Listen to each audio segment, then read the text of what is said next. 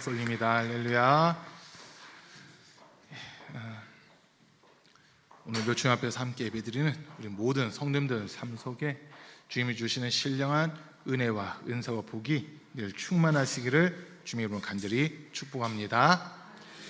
오늘 우리가 읽은 이 말씀은 이제 예수님께서 부활하신 날 제자들에게 하셨던 말씀이 있었습니다. 여인들에게 하신 말씀이 너희는 내 제자들에게로 가서 그들에게 갈릴리로 가라라. 그러면 그곳에서 나를 만날 것이다 라고 하신 이 말씀을 주셨는데 그 약속의 말씀에 대한 응답, 결과가 오늘 우리가 읽은 본문 말씀이기도 합니다. 이제 요한복음 21장에서 시작하면서 보면 베드로가 다른 제자들에게 나는 이제 다시 갈릴리로 와서 고기를 잡으려 한다라고 하는 이런 이야기를 합니다. 부활하신 예수님을 만났음에도 불구하고 낙심하고 있고 믿어지지 않고 이러다 보니까 실망한 감을 가지고 그냥 다시 고향으로 돌아와서 예수님이 자신을 처음 부르셨던 그 목적, 사람 낚는 어부가 되게 하리라고 하셨던 그 말씀을 그냥 제쳐두고 과거 어부의 삶을 그냥 살기로 작정하고 고향으로 돌아가게 됩니다. 그리고 그때 이제 베드로만 간 것이 아니라 이 갈릴리 출신 어부들이 나도 가겠다 하면서 6명의 제자들이 갈릴리로 다시 돌아가게 됩니다. 그리고 이제 그들이 그물을 던지고 있는데 밤새 그물을 던졌지만 한 마리도 잡지 못하는 또 이런 상황이 생겨버립니다. 동틀 무렵이 됐을 때 예수님이 이제 해안가에 나타나셔서 그들에게 큰 소리로 물어보십니다. 고기를 얼마나 잡았느냐라고 물어보시는데 한 마리도 잡지 못했다라고 크게 대답을 합니다.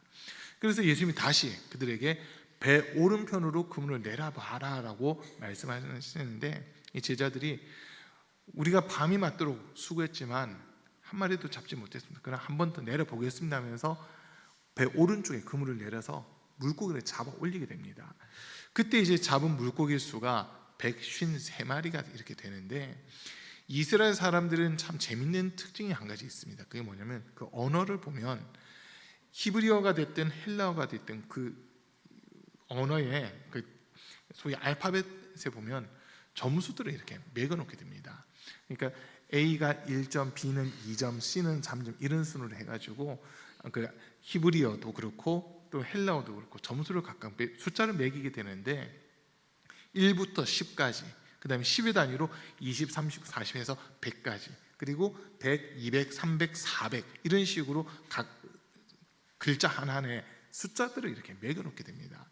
이 숫자를 매겨놓은 이유는 어떤 숫자들을 딱 이야기했을 때 단어들을 이렇게 조합을 하는 그런 모습들이 많이 있거든요.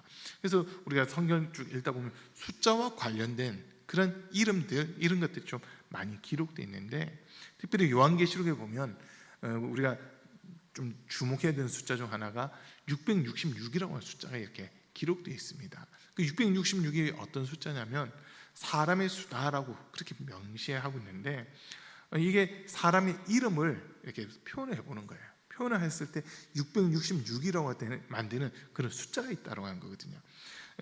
대표적인 이름이 네로 황제, 네로라고 하는 그 이름이 이렇게 조합을 해보면 666이라고 하는 그 숫자로 조합이 되는 그런 모습이 있습니다. 지금 제가 이런 이야기를 하는 이유 중 하나가 금방 말씀드렸던 153마리를 낚아 올렸다고 했을 때 153이라는 숫자가 의미하는 단어가 있다는 거거든요.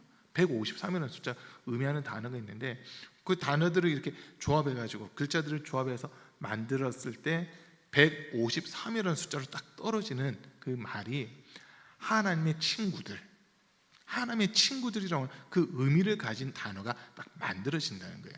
그러니까 이스라엘 사람들은 숫자만 딱 들어보면 이렇게 저렇게 해서 계산을 해보기 때문에 이게 어떤 단어가 나올까 그런 것들을 맞춰본다는 거거든요.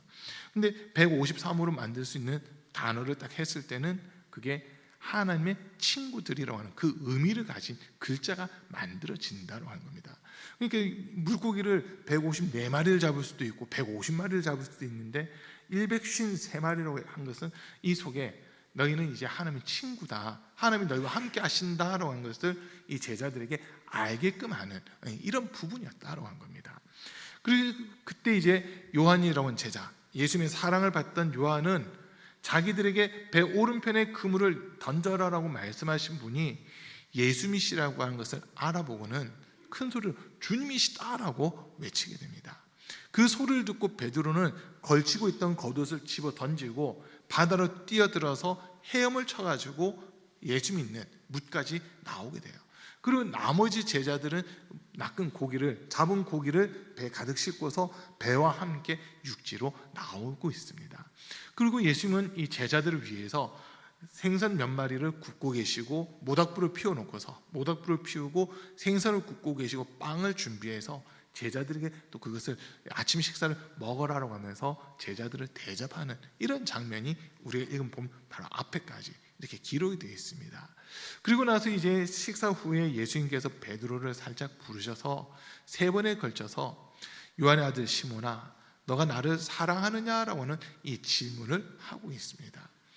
왜 하필이면 예수님이 베드로를 부르셨고 또 베드로에게 너가 나를 사랑하느냐라고 하는 질문을 하셨을까? 그리고 그 질문도 한 번이 아니라 3번에 걸쳐서 질문을 하셨을까라고 하는 이 질문을 우리는 또 갖게 돼요. 이유는 간단합니다. 베드로가 예수님을 모른다고 3번을 부인했었거든요. 근데 예수님은 똑같이 너 나 모른다 했지 이게 아니라 나는 그럼에도 불구하고 너를 사랑하고 있는데 너는 어떻게 나를 사랑하고 있느냐라고 이거를 확인하기 위한 그 질문을 하시더라라고 한 겁니다. 예수님이 베드로를 향해서 요한의 아들 시몬아 너가 나를 사랑하느냐로 이 질문은 베드로의 연약함을 예수님이 감싸주신 거고 베드로의 무지함을 감싸주시고 베드로의 믿음 없었음을 감싸주시는 그런 질문이었던 겁니다. 그 질문에 대해서 베드로가 내가 주님을 사랑합니다. 내가 주님을 사랑합니다. 내가 주를 사랑하는 줄 주께서 아십니다라고 하는 이런 대답을 합니다. 자, 그리고 나서 예수님이 그 다음 베드로가 내가 주님을 사랑합니다라고 고백한 이후에 예수님이 베드로에게 하시는 말씀들이 있습니다. 15절 끝부분에서 보면은 내 어린 양떼를 먹여라. 16절 끝에서는 내 양떼를 쳐라. 17절 끝에서는 내 양떼를 먹여라 라고 하는 이 말씀이 기록되어 있습니다. 단어들이 살짝 다르게 표현되는 거 지금 보이시나요? 내 어린 양떼를 먹여라. 내 양떼를 쳐라. 내 양떼를 먹여라 라고 하는 이 표현입니다. 자, 지금 먼저 이 앞에서 나와 있는 어린 양떼 이게 뭐냐면 어린 양떼는 태어난 지 얼마 안 된 새끼 양을 이야기하는 겁니다. 새끼 양인데 뭐 사람도 마찬가지겠지만 다른 동물들도 태어나서 일정 기간 동안은 스스로가 음식을 먹는 것이 아니라 어미가 뭔가를 이렇게 먹여줘야 되는 그런 모습들이 있습니다. 특별히 포유류 같은 경우는 어미의 그 젖을 먹고 어느 정도 성장을 하게 되잖아요. 그러다 보니까 내 어린 양떼를 먹여라고 하는 것은 아직 스스로가 이 양식을 소화하지 못하는 그런 단계에 있는 사람들이다 보니까 그런 존재들이다 보니까 음식을 먹을 수 있도록 꼴을 먹는다면 꼴을 잘게 썰고 풀을 쏘아가지고 그냥 입에만 대도 넘어갈 수 있게끔 그렇게 만들어서 먹여주라고 하는 그런 의미예요. 그리고 두 번째로 내 양떼를 쳐라 했을 때 이 양떼는 이제 어느 정도 성장한 양떼들입니다. 성장한 양떼들이에요. 그러다 보니까 이 두 번째는 쳐라라고 되어 있는데 그 양을 친다라고 하는 것은 방목하는 거예요. 목장 같은 데서 이 안전지대를 만들어 놓고 울타리를 만들어 놓고 이 안에서 너희가 마음껏 풀을 뜯어 먹게끔 해라라고 하는 그런 부분입니다. 이거 그리고 세 번째는 또 양떼를 향해서 먹여라고 하는데 세 번째 같은 경우는 이제 나이가 들고 병든 양들을 이야기하는 겁니다. 그러다 보니까 나이가 들어서 늙어서 스스로 이 꼴을 먹지 못하는 그 양들은 옆에 목자들이 또 꼴을 어린 양을 먹이듯이 꼴을 갈아서 그렇게 잘게 썰어서 먹여줘야 되는 그런 상황이라는 거거든요.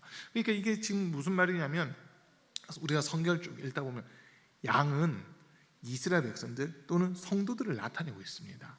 목자는 예수님이시고 그리고 목자들 중에 최고의 목자는 예수님이시고 이 가온빛 교회라고 하는 이 목장에 어떻게 보면 목회자를 세우셨다는 거거든요.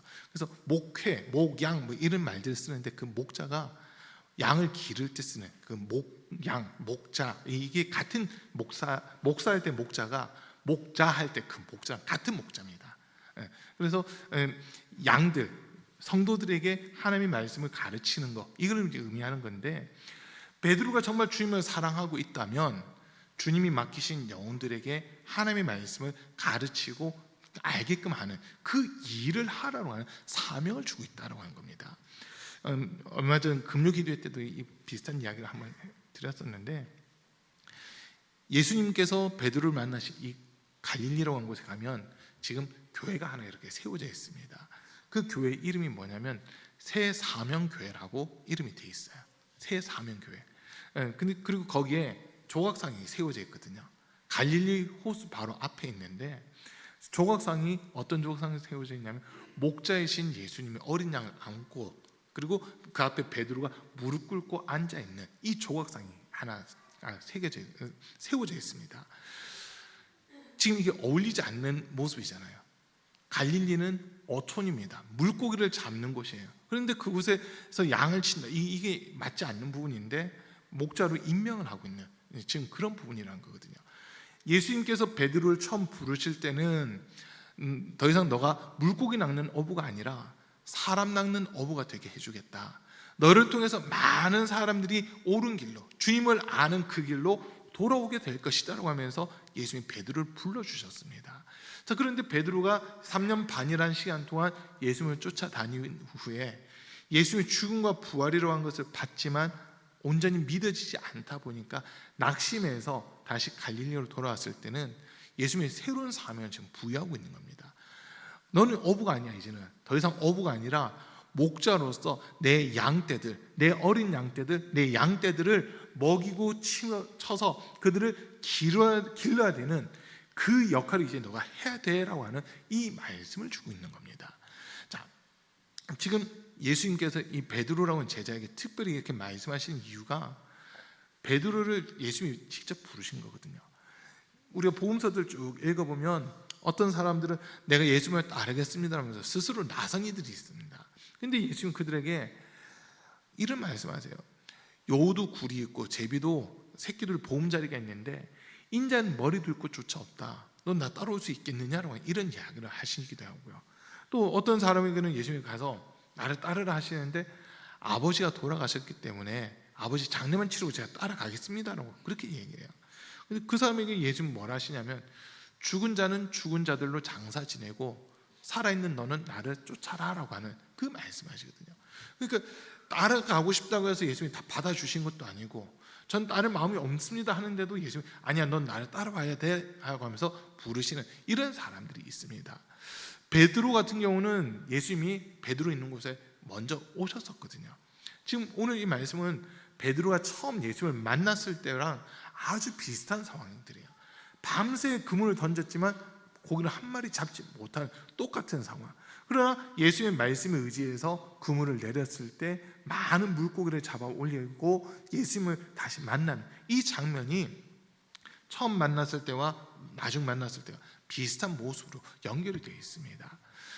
왜 예수님이 이런 방법을 사용하셨을까라고 했을 때, 처음 사랑, 첫 믿음, 첫 열정, 이거를 회복시키기 위해서는 비슷한 상황들이 연출이 돼야 된다는 겁니다. 비슷한 상황들이 이렇게 이어져야 된다는 거예요.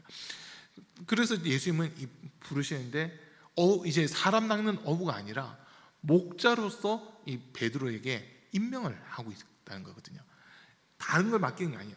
내 영혼, 내가 책임지고 있는, 내가 피로 값주고 산 나의 양떼들, 내 어린 양떼들, 내 양떼들을 이제 내가 너희가 맡길 테니까 이 양들을 잘 돌봐라라고 하는 그 사명을 지금 맡기고 있는 겁니다.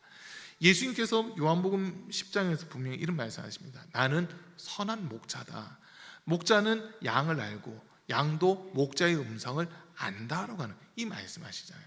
그러니까 예수님이 자기 자신을 목자라고 정의를 내리셨었고, 그러면서 양들, 예수님에게 속한 자들, 예수님의 말씀을 듣고 믿음을 가진 사람들이 다 양인데 그 모든 영혼들을 지금 이 베드로에게 맡긴다라고 하는 이 말씀을 지금 하고 있는 겁니다.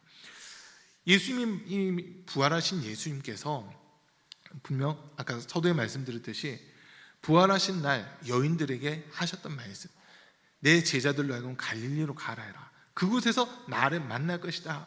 이 말씀을 주셨는데, 만나신 이유는 이제 베드로에게 새로운 사명을 지금 부여를 하신 겁니다. 새로운 사명을 주시는데, 그거는 영혼들을 관리하고 그 영혼들에게 필요한 말씀을 공급하는 이 사명을 맡기고 있다고 한 겁니다. 잠언 28장에 있는 말씀을 보면요, 내 양떼와 소떼에 관심을 가지고 그것들을 살펴야 된다고 이런 말씀이 나와 있습니다. 정말 양떼의 형편을 살피고 또 소떼의 이게 필요에 따라서 먹을 것을 공급해 주는 거, 그게 하나님이 기뻐하시는 일이다라고 한 거거든요. 그래서 지금 베드로에게는 예수님이 이미 마태복음 16장에서 보면 베드로에게 예수님이 엄청난 것들을 주셨잖아요. 주는 그리스도시요 살아계신 하나님의 아들이십니다라고 하는 이 믿음의 고백을 했을 때, 예수님께서 베드로에게 너는 베드로다, 내가 이 반석 위에 내 교회를 세우리니 음부의 권세가 이기지 못할 것이다. 내가 너에게 천국 열쇠를 주노니 너가 무엇이든지 땅에서 매면 하늘에서도 매일 것이고 무엇이든지 땅에서 풀면 하늘에서도 풀릴 것이다 라고 이 말씀을 주신 적이 있습니다. 베드로라고 하는 이름 위에 교회를 세우겠다는 거거든요. 근데 더 정확하게 얘기하면 베드로가 주님을 향해서 믿음의 고백을 했잖아요. 주는 그리스도시요 살아계신 하나님의 아들이십니다. 이 믿음의 고백 위에 주님의 몸된 교회를 세우겠다고 한 겁니다. 이 교회는 음부의 권세를 이기지 못하고 음부의 권세를 이겨 나가는 그런 교회가 된다고 하는 겁니다. 이 땅에 살아가는 모든 사람들은 죄를 범하여 하나님의 영광이 이르지 못한다라고 로마서에서 우리에게 일러주고 있는데, 그 말을 바꿔서 얘기하면 이 땅에 사는 모든 사람들은 죄로 말미암아 음부의 권세에 지금 매여 있는 자들이라는 겁니다. 그러나 예수님을 인정하는 믿음을 가진 사람들, 이 사람들이 음부의 권세에 매여 있었던 자들을 건져내고 구원해내는 그 일을 감당해야 된다고 한 거거든요. 그게 저와 여러분들이 먼저는 주는 그리스도시요 살아계신 하나님의 아들이십니다라고 하는 분명한 믿음의 고백이 우리에게 있어야 된다고 한 겁니다. 여러분, 이 부분이 인정되시나요? 예수님이 나를 위해 십자가에서 죽임 당하시고 그러나 3일 만에 부활하셔서 나의 주, 나의 그리스도가 되셨다는 것을 먼저 인정하는 이 믿음이 있어야만 되는 겁니다. 이 믿음이 있는 사람들이 나갈 때 흉악의 결박에 매여 있는 자들을 풀어서 자유케 할 수 있고 음부의 권세에 묶여 있는 자들을 풀어서 생명으로 옮길 수 있는 그런 사람이 된다고 하는 겁니다. 그리고 다니엘서 12장에 있는 말씀처럼 많은 사람을 옳은 대로 인도하는 사람은 하늘의 별과 같이 영원토록 빛날 것이다 라고 하는 이 말씀 주시잖아요. 가장 옳은 것은 하나님의 사랑이 있고 하나님의 말씀이 있는 곳이 가장 옳은 곳입니다. 하나님께서 우리에게 영생을 주길 원하시고 우리에게 생명을 주길 원하시는데 그곳으로 사람들을 이끌어내는 것, 이게 가장 옳은 곳으로 사람들을 이끄는 그 모습이라는 거거든요. 그래서 지금 예수님은 이 베드로를 다시 만나시면서 낙심해 있고 좌절해 있고 실망해 있는 베드로를 하더라도 예수님께서 지금 너가 나를 사랑하느냐로 이 질문을 하신 것은, 비록 너가 나를 모른다 부인했다 하더라도 나는 너를 포기할 수 없고 나는 너를 버릴 수 없다. 그래서 나는 다시 너에게 찾아왔다. 너가 비록 나를 모른다 3번 부인했다 하더라도 나는 여전히 너를 사랑하고 있다라는 것을 지금 보여주시는 겁니다. 그러면서 베드로에게도 너가 다시 넘어지는 한이 있더라도 주님 사랑 안에 거할 수 있겠느냐, 주님을 사랑할 수 있겠느냐라고 하는 이 질문을 하고 있는 거거든요. 우리 사랑하는 성도님들, 우리가 신앙생활 하다 보면요 넘어질 때가 있어요. 목사님 저조차도 넘어질 때가 있더라고요. 그런데 넘어졌다고 해서 우리 신앙생활 포기된 게 아니에요. 끝난 게 아니에요. 그때 다시 주님 만나야 되는 겁니다. 다시 주님 앞에 서야 되는 겁니다. 낙담되고 낙심되고 그리고 하고 싶은 마음 자체가 없어질 때가 있어요. 근데 그때 사실 우리 주님이 우리를 위해서 친히 탄식하고 계신다는 거거든요. 성령께서 우리 안에서 말할 수 없는 탄식으로 우리를 위하여 친히 간구하고 계시는 겁니다. 하나님, 이 낙담되는 상황, 낙심되는 상황 속이지만 하나님께서 이 자녀를 버리지 않으셨다는 것을, 이 자녀를 포기하지 않으셨다는 것을 이 자녀가 깨닫게 해주십시오라고 하면서 우리 안에서 계속 기도하고 계시는 겁니다. 그리고 어느 순간 우리가 주님은 나 포기하지 않으셨구나, 우리 주님은 여전히 나에게 기대를 하고 계시는구나, 여전히 나를 만나 주시는구나라고 하는 것을 깨닫는 순간 우리의 믿음이 다시 불같이 일어나는 이런 부분들이 있다고 하는 겁니다. 그래서 정말 좋은 게, 너무 감사한 게, 우리가 육체에 생명이 붙어 있는 동안은 하나님께서 우리에게 계속 기회를 주신다는 거거든요. 우리가 비록 넘어졌다 하더라도, 믿음의 자리에서 넘어지고 낙심되는 일이 있다 하더라도 하나님 우리를 포기하신 것이 아니라 다시 기회를 주시는 거예요. 다시 기회를 주시는 거예요. 그러나 우리 육체의 생명이 끝나면 그때는 기회가 없는 겁니다. 지금 예수님이 베드로에게 찾아오신 거예요. 베드로는 완전 모든 걸 포기한 거예요. 사실 예수님의 길을 따라가겠다, 주님을 부인하지 않겠다, 복음 전한 자가 되겠다라고 했던 그 결단에서 스스로 넘어진 상황이지만 예수님이 찾아오신 겁니다.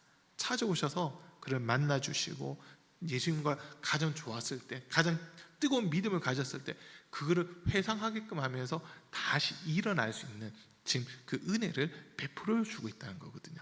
그러면서 지금 예수님이 마지막에 19절 말씀에서 보면 베드로에게 이런 말씀하십니다. 19절 제일 끝부분에서 베드로에게 나를 따르라 하고 말씀하셨다.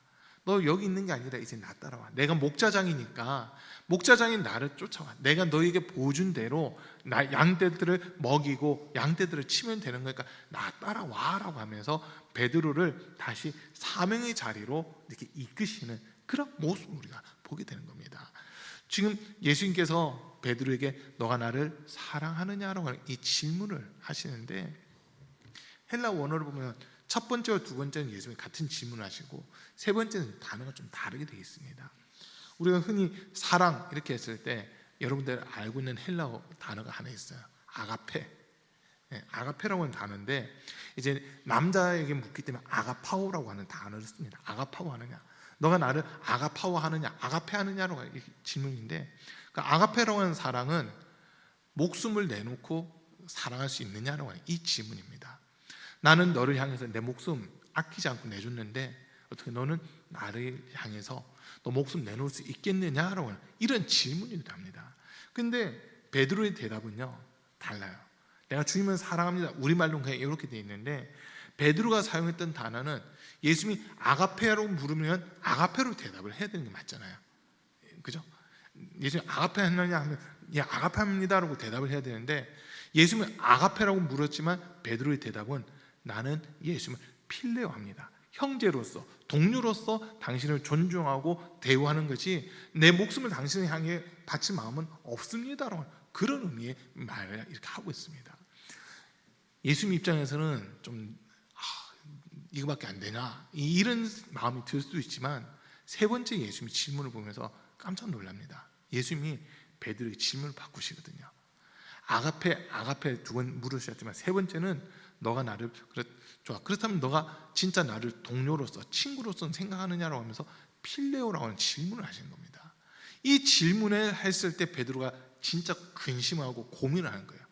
내가 예수님께 내 목숨을 바치지 못한다고 대답은 했지만 그렇다면 진짜 예수님을 나의 스승으로 또는 동료로 함께 3년 6개월 동안 동고동락했던 친구로서 정말 내가 예수님을 생각하고 있는가, 정말 내가 예수님을 사랑하는가라고 하는 그 질문 앞에서 스스로가 고민을 한 거였거든요. 고민을 한 겁니다. 그러나 고민 끝에 내린 결론, 제가 필레오까지는 할 수 있습니다라고 하는 그 대답을 하는 거였습니다.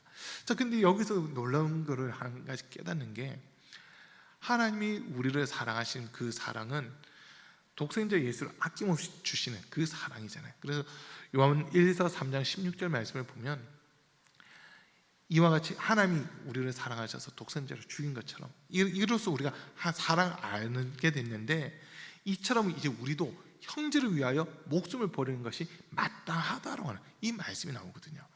아가페의 사랑을 받은 사람은 다른 사람을 향해서도 아가페 사랑을 할 수 있다는 겁니다.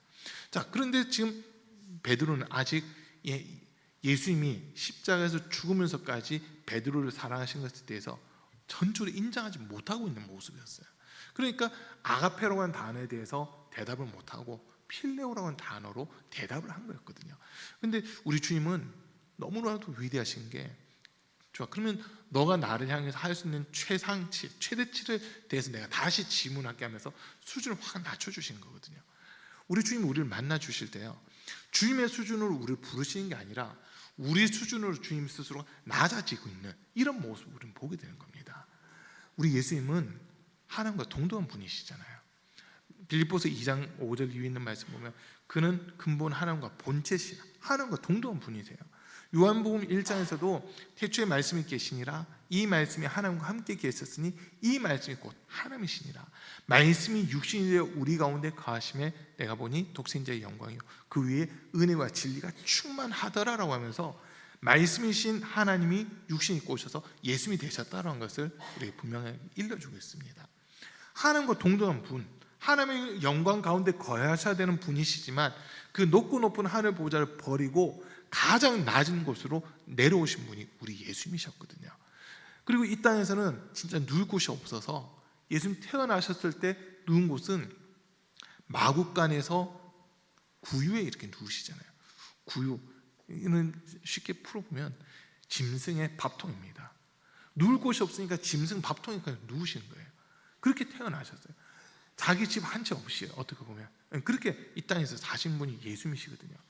모든 것의 주인이신데도 불구하고 그것을 포기하고 이 땅에 내려오신 것은 우리를 사랑하고 우리를 구원하고 우리에게 영생 주기 위해서 자기 자신을 낮추시는 이런 모습이었다고 하는 겁니다.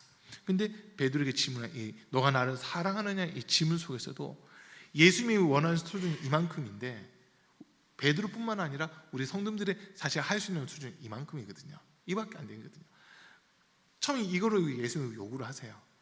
전 못하는데요. 전 못하는데요. 그래? 그러면 너가 할 수 있는 이만큼 수준을 진짜 할 수 있겠어?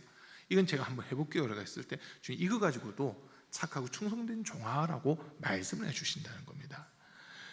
주님이 우리를 향하는 사실 기대치가 있는데 주님께서 우리 한 사람 한 사람을 향해서 이만큼의 일을 해줬으면 좋겠다라고 하는 기대치를 가지고 계시거든요. 여러분 1당 100이란 말 들어보셨죠? 1당 100이 우리 이 자리에 앉아 계신 성도님들을 향해서 우리 주님이 가지고 있는 마음은 1당 100입니다. 여러분 한 사람이 100명을, 1000명을, 10,000명을 감당할 수 있는 그러한 사람이 되기를 우리 주님 원하고 계세요. 그런데 정작 우리의 모습을 놓고 보면 우리가 주님 사랑 알기 전 자연인으로서의 나의 모습을 놓고 보면 내 역량은 이거밖에 안 되거든요.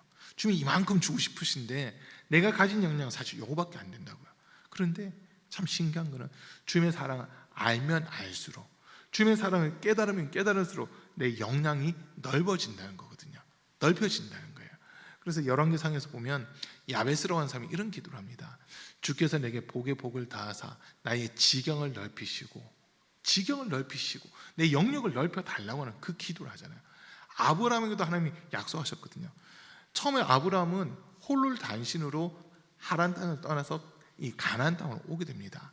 그런데 그때 하나님이 함께 하시다면서 난 여기 만족합니다 하고 있을 때 하나님이 아브라함에게 찾아오셔서 하신 말씀이 너희 눈을 들어 동서남북 사방을 바라보라.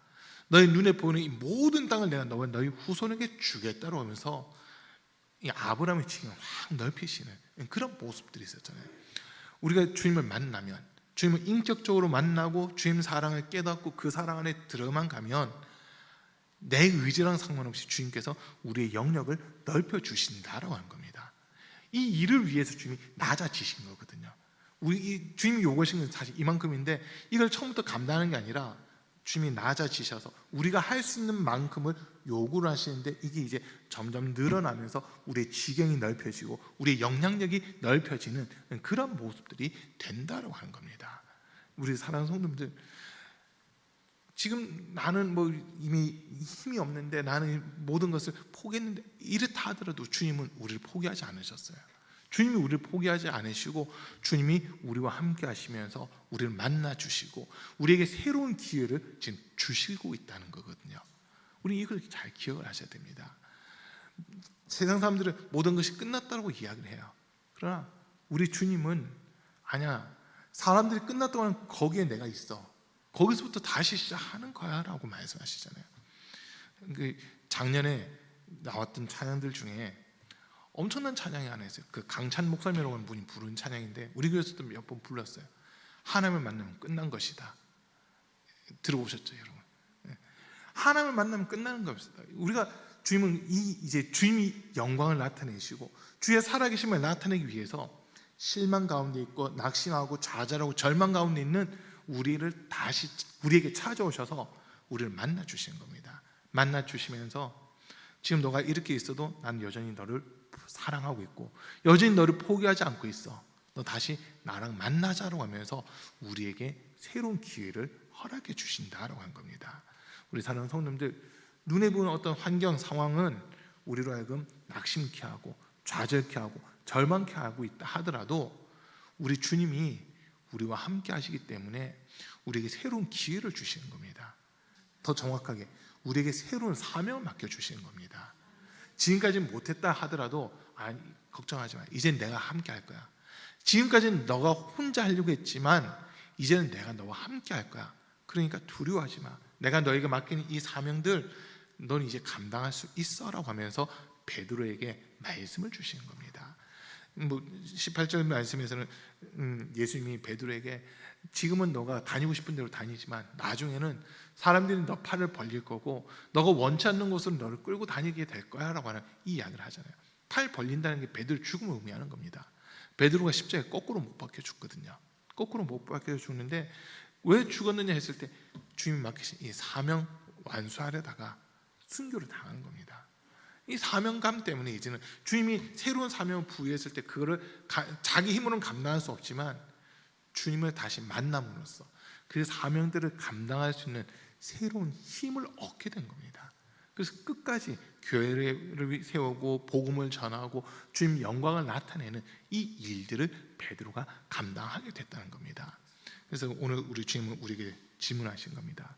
사랑하는 가운데교회 성도들아, 나는 여전히 너희를 사랑하고 있어. 너희가 연약하고 넘어지고 낙심하고 있어도 나는 너희를 포기한 것이 아니라 여전히 너희를 사랑하고 있어.